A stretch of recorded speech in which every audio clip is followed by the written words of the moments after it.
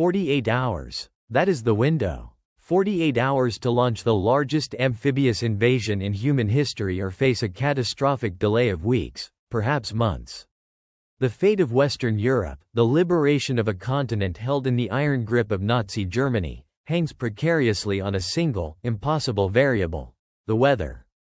How can one man, a meteorologist, stand against the combined might of an entire storm system, and against the skepticism of the most powerful military commanders on Earth, to steer the course of history?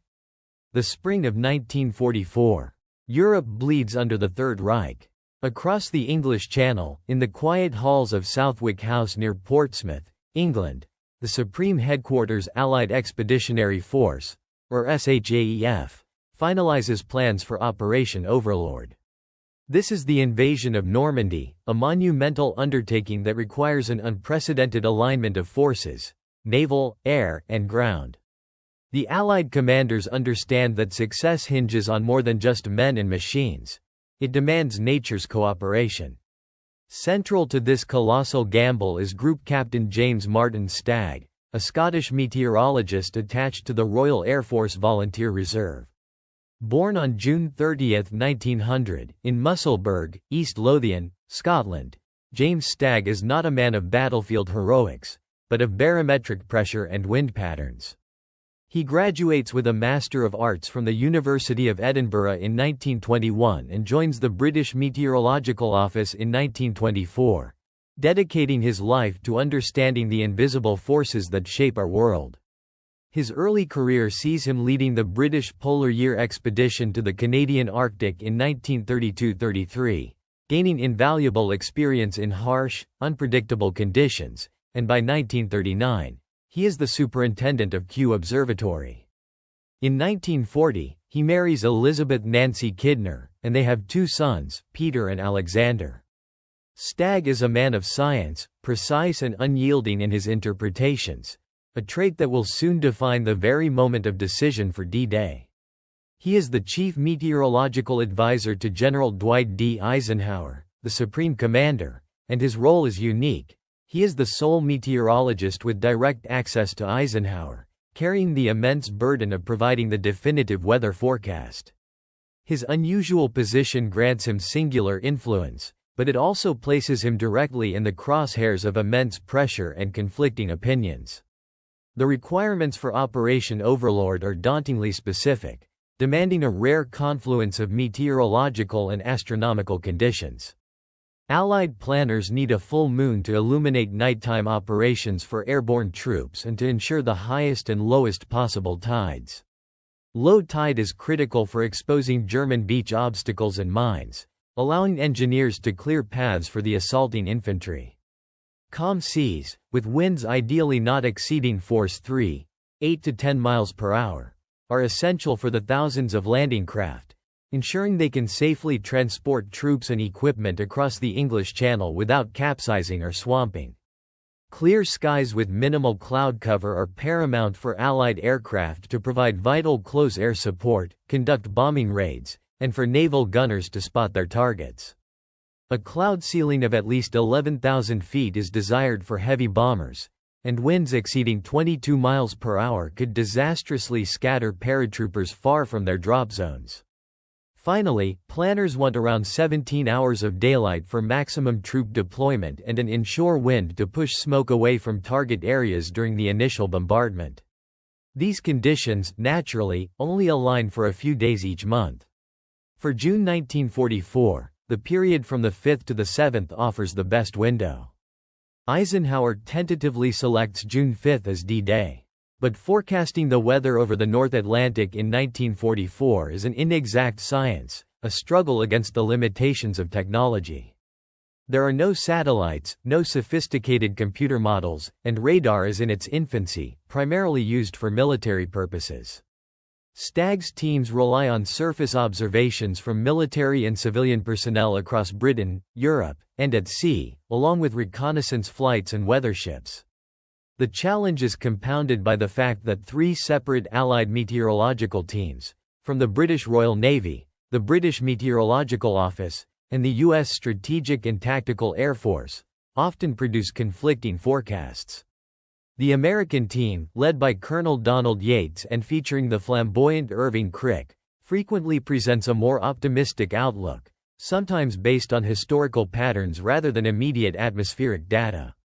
The British teams, including Stagg himself, tend to be more cautious, often predicting worse conditions. This internal disagreement creates immense pressure on Stagg, who must synthesize these disparate views and present a unified, actionable forecast to Eisenhower. The Supreme Commander, General Dwight D. Eisenhower, carries the ultimate weight of responsibility.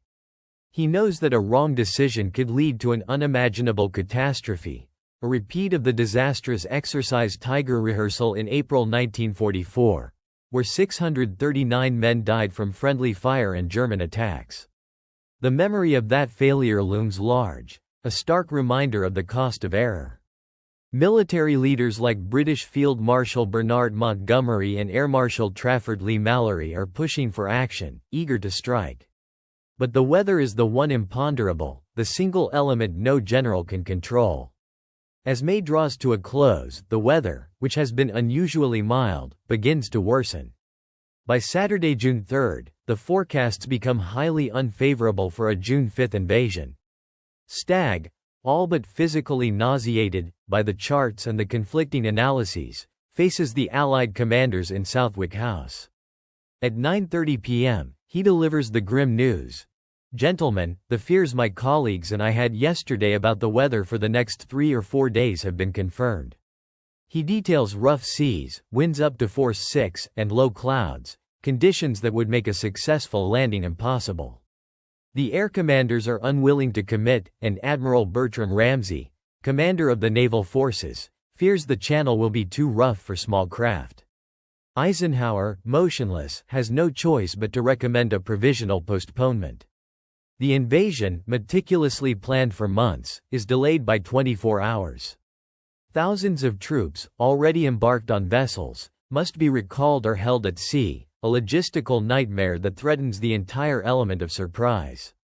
The early morning hours of Sunday, June 4, are a crucible of anxiety. Rain lashes against the windows of Southwick House, and high winds howl outside. Stagg, who has spent a fitful night, faces the commanders again at 4:15 a.m. The conditions are undeniably unsuitable. High winds and heavy seas make launching landing craft impossible, and low clouds would prevent aircraft from finding their targets. Admiral Ramsay notes that while sea conditions are unpromising but not prohibitive, the predicted low cloud would prohibit airborne operations and most air action, including crucial air spotting for naval gunfire. The air commanders are still unwilling to take off, fearing the 25 to 30 miles per hour winds. Eisenhower, facing the near certainty of disaster if they proceed, makes the agonizing decision to postpone the invasion again, this time to June 6.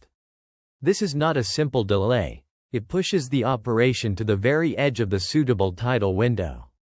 If the weather does not improve, the next suitable dates with the right combination of tides would not be for another 2 weeks, from June 18 to 20.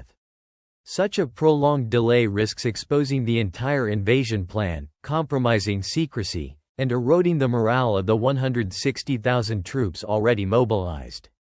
The tension in the command center is palpable. Stagg's advice has now twice forced the delay of the most critical military operation in history. He is a man under immense scrutiny, the weight of thousands of lives resting on his charts and his judgment. He retreats to his office, his mind racing, searching for any sign, any shift in the atmospheric patterns that might offer a glimmer of hope. He feels stunned, describing the situation in his diary as a nightmare. Through the day, the storm rages, seemingly confirming Stagg's earlier dire predictions. Yet, amidst the gloom, a new, faint signal emerges. A crucial report from 600 miles west of Ireland indicates a rising surface pressure. Stagg's team, meticulously analyzing the limited data from observation sites and reconnaissance flights, begins to identify a potential, albeit narrow, window.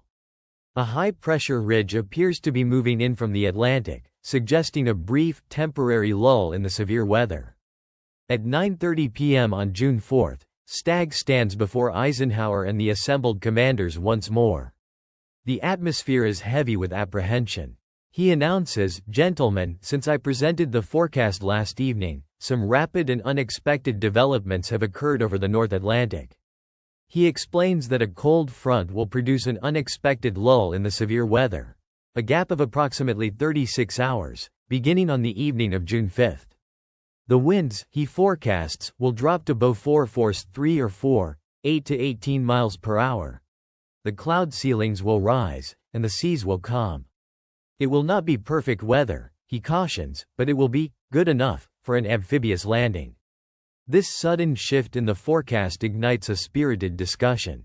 Air Chief Marshal Lee Mallory expresses concern about the still borderline cloud ceiling, fearing its impact on air operations. Admiral Ramsey indicates that the Navy can manage the expected sea conditions, though they will be rough. General Montgomery, ever eager, declares his readiness to proceed. Eisenhower listens intently, weighing the risks.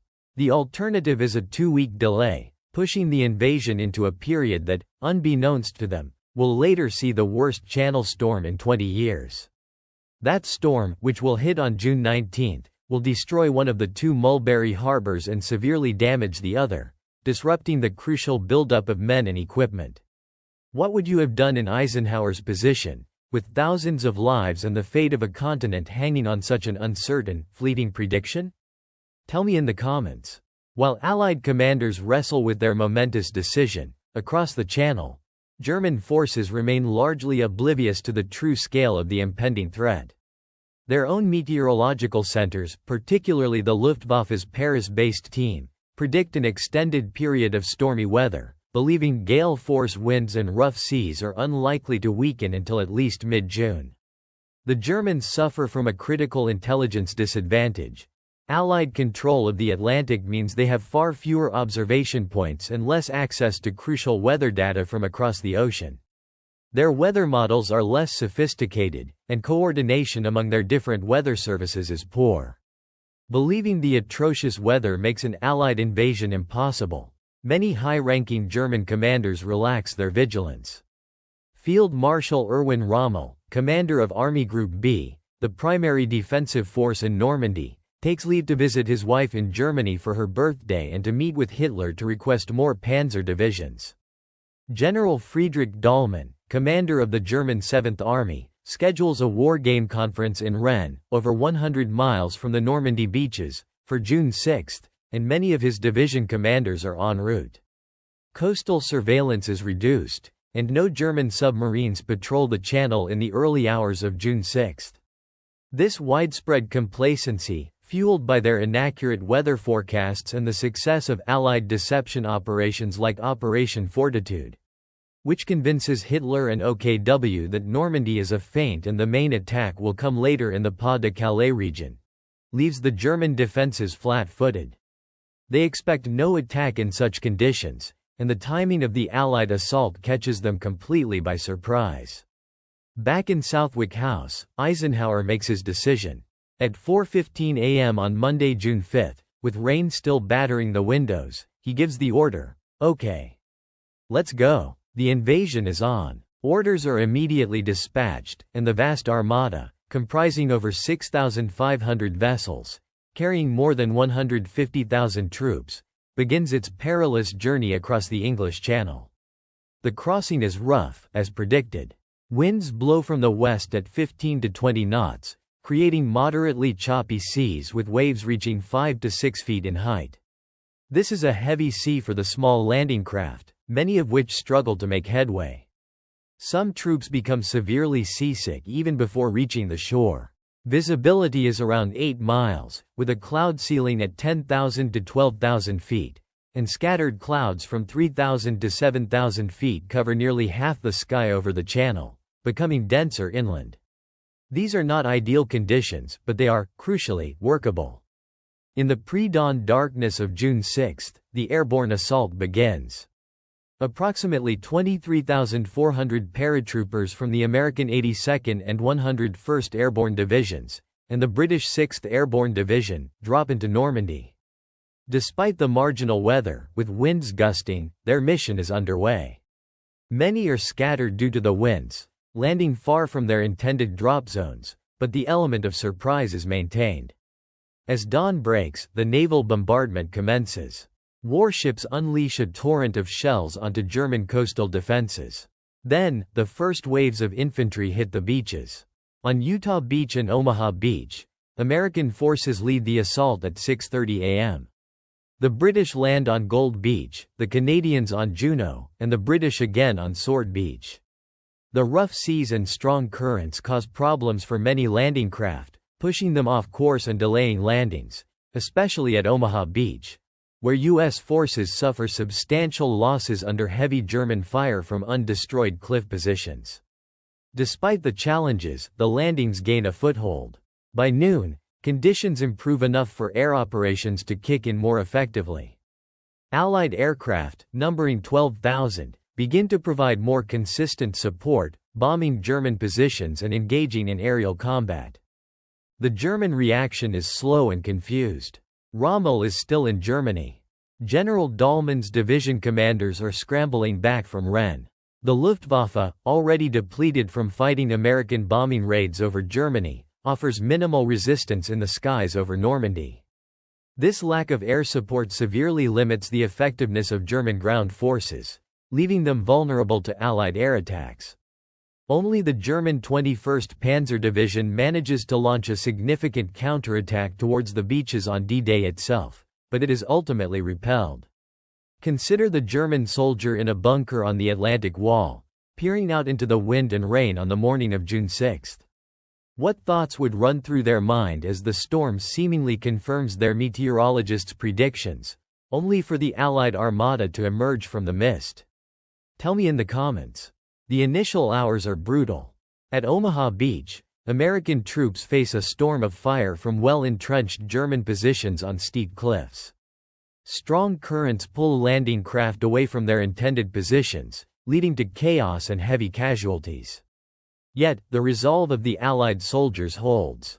By midnight on June 6, despite fierce resistance and unexpected difficulties, the Allied forces have secured their beachheads and pushed inland from Utah, Gold, Juno, and Sword beaches. Over 130,000 men have landed on the first day. The days immediately following D-Day continue to be challenging. While the weather on June 6 is more tolerable, it is far from ideal. The Met Office later confirms that the area of high pressure did not advance as far east as hoped, resulting in windier conditions for the Channel crossing. However, the crucial 36-hour window holds, allowing the initial waves of the invasion to establish a foothold. The weather on June 7 proves less desirable, but by then, the Allied troops are ashore, and the momentum of the invasion is established. This audacious gamble, based on James Stagg's difficult and often contradictory forecasts, pays off. The timing of the attack catches the Germans by complete surprise, a decisive advantage that alters the course of the war.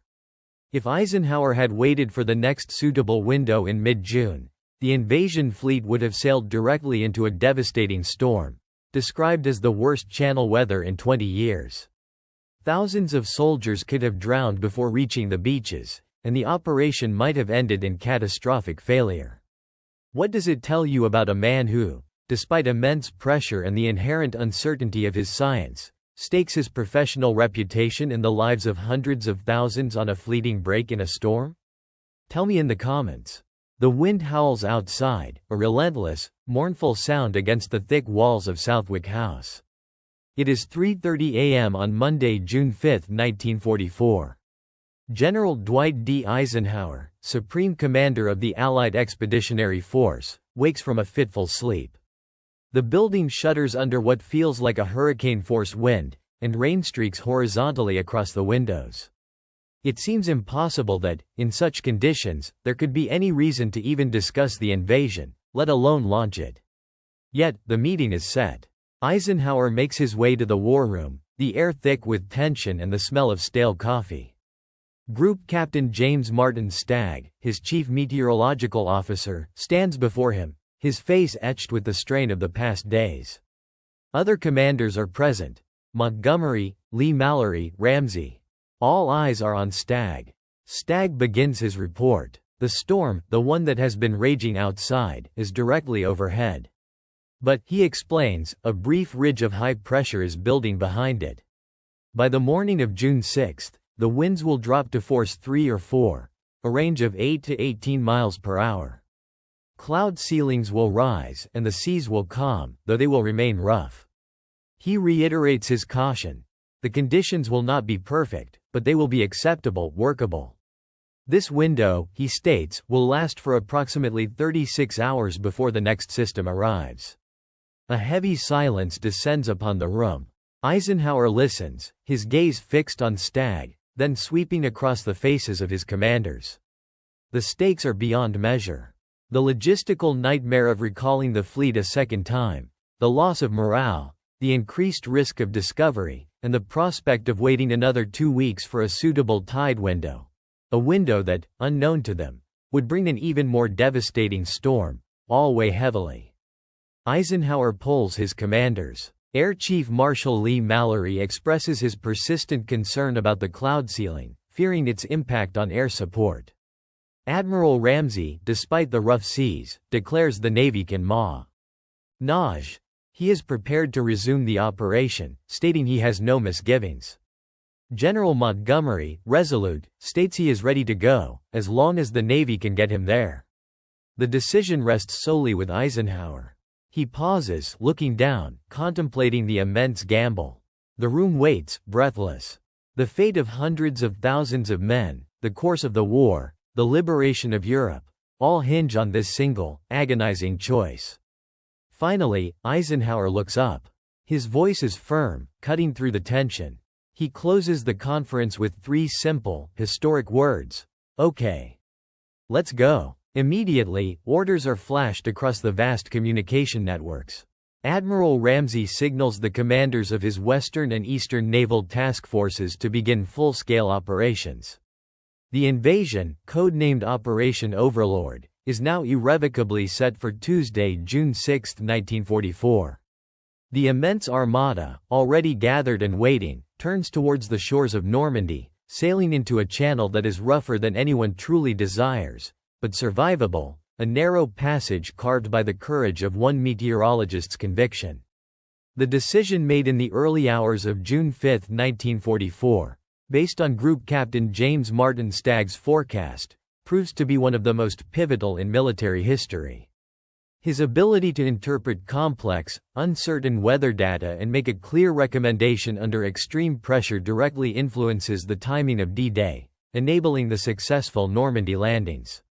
The invasion on June 6, though facing challenging weather conditions, achieves the crucial element of surprise, catching the German forces off guard and allowing the Allies to establish a vital foothold in France. Had the invasion been postponed until the next suitable tidal window of June 18 to 20, the consequences would have been catastrophic. That period sees the worst Channel storm in 20 years, a severe depression lasting 4 days, which destroys one of the 2 Allied artificial Mulberry harbors and severely damages the other. An invasion during that storm would have been impossible, potentially dooming the entire operation. After the war, Stagg's significant contribution is widely recognized. He is awarded the Officer of the U.S. Legion of Merit in October 1945 for his invaluable services during the D-Day period. He returns to the British Meteorological Office, eventually becoming its Director of Services, and is appointed Companion of the Order of the Bath in 1954. In 1951, he is elected a Fellow of the Royal Society of Edinburgh, and in 1959, he becomes President of the Royal Meteorological Society. James Martin Stagg publishes his memoir, Forecast for Overlord, in 1971, 4 years before his death on June 23, 1975, at the age of 74. General Eisenhower himself acknowledges Stagg's crucial role. In a note written on a post-war report from Stagg, Eisenhower states, "Thanks, and thank the gods of war we went when we did." He later tells John F. Kennedy that the D-Day invasion was successful, because we had better meteorologists than the Germans. Stagg's legacy extends beyond D-Day. His extraordinary judgment elevates the role of meteorology in military planning, demonstrating how scientific expertise, even in the face of immense uncertainty, can fundamentally shape the outcome of major strategic operations.